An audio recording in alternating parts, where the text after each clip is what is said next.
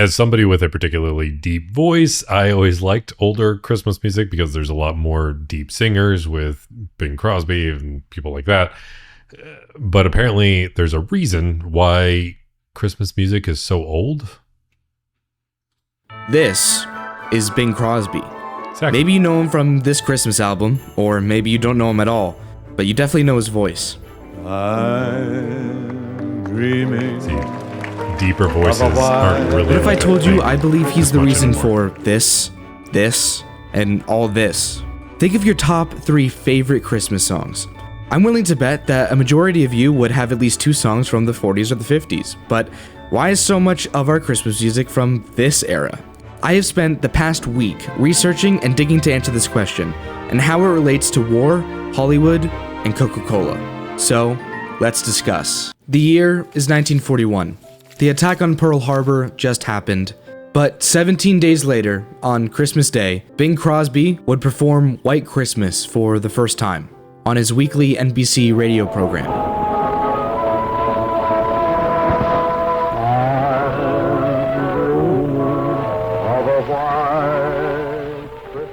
This song was written by composer Irving Berlin. It later went on to become one of the most highly grossing songs of all time. This song was not the holly and jolly that we normally associate with Christmas music today. Irving wrote it about his son, who just died at 3 weeks old on Christmas Day.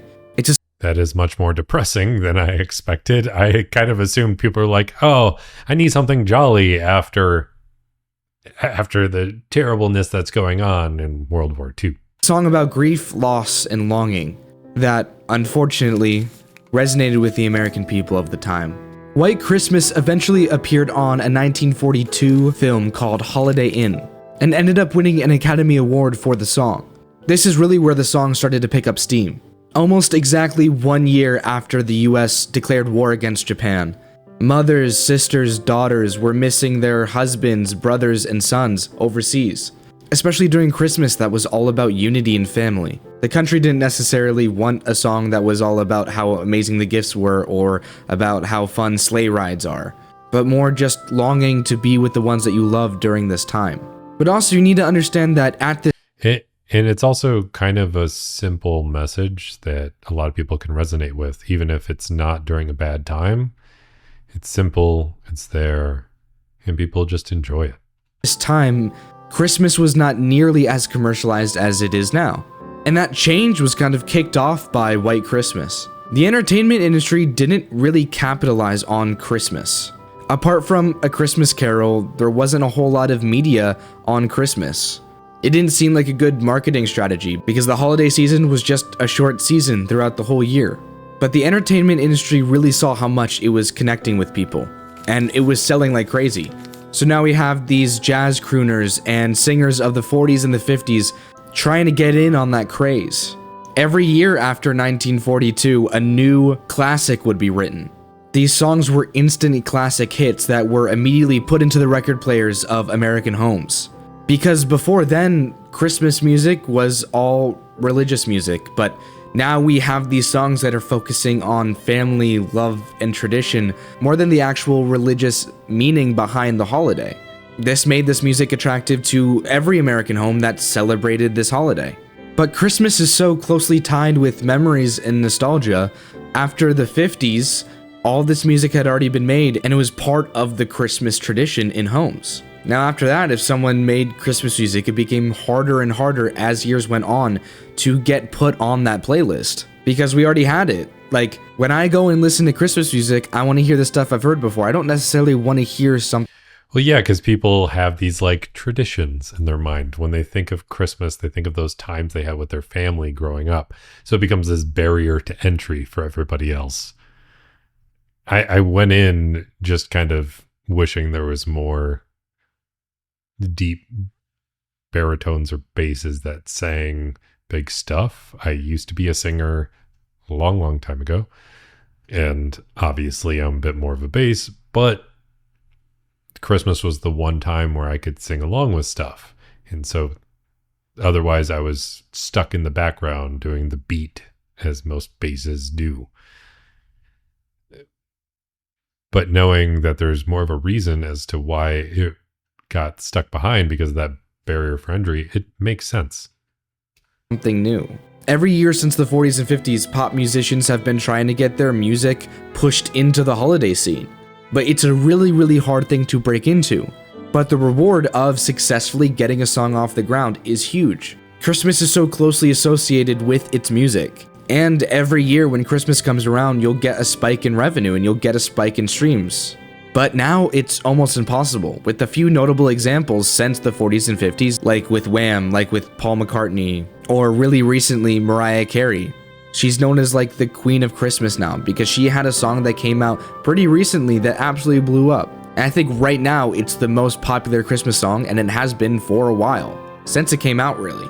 But those are the exception, not the rule. I think a majority of Christmas music that we think of was made in the 40s and 50s, even if it was recorded by another artist.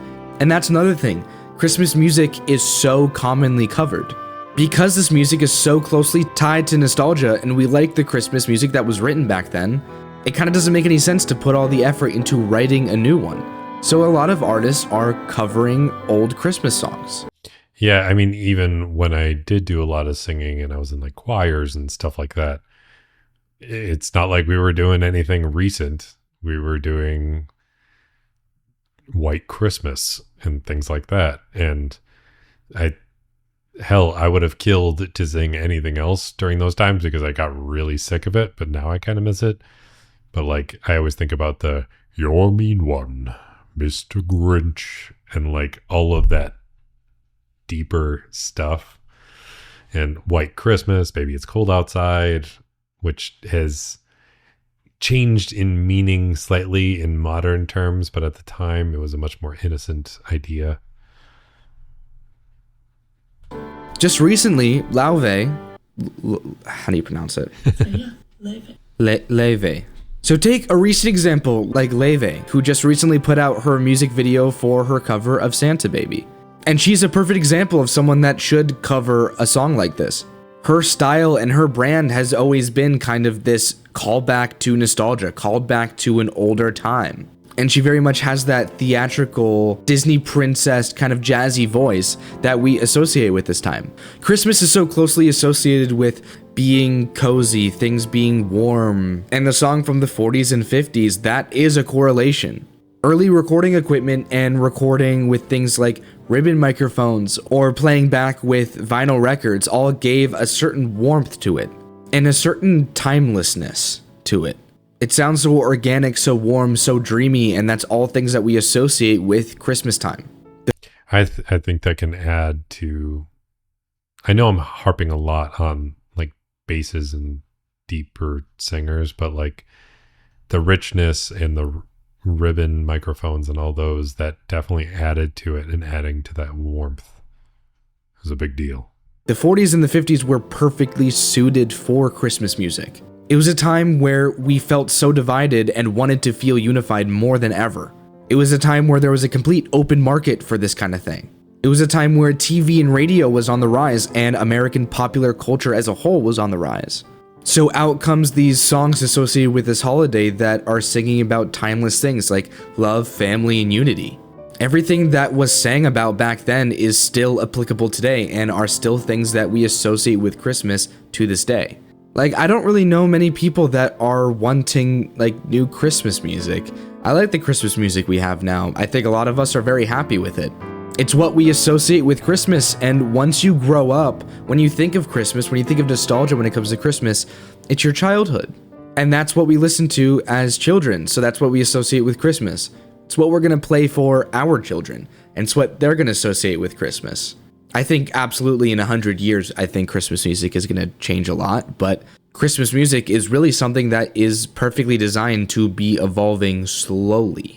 And again, I think we're really happy with that. I think there's a lot of things, especially now, that move so quickly. Fashion trends, music genres. So much of the global network today is quick, fast, you're in, you're out.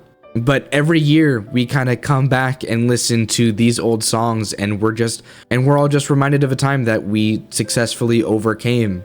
And a time full of loss, yes, but also a lot of things that we gained in that time. The Christmas music that we would listen to as a kid is what we associate with those happy Christmas memories. Christmas feels so magical to a kid. And every year for Christmas, a little part of us wants some of that magic back. Which is also why Disney adults are a thing. But also, I feel like there's one thing that he's probably not going to touch on. And that's that there's a lot of singers that, or a lot of groups that aren't going to really like withstand the test of time as much. So you need a singer that can stand alone, do a performance that will be good and catchy and want people to come together to sing it or to listen to it. And I think that's harder to find. Like I remember NSYNC had a Christmas album when I was young, and that was kind of like a big deal at the time. But NSYNC as a whole is kind of, I don't want to say they're a fad, but they were definitely like a product of the time. But if you have something like a single artist, a single singer just performing, and they're not some sort of boy band or they're not some sort of just trend, it's much easier for that to become more of it allows them to get past that barrier a little more easily.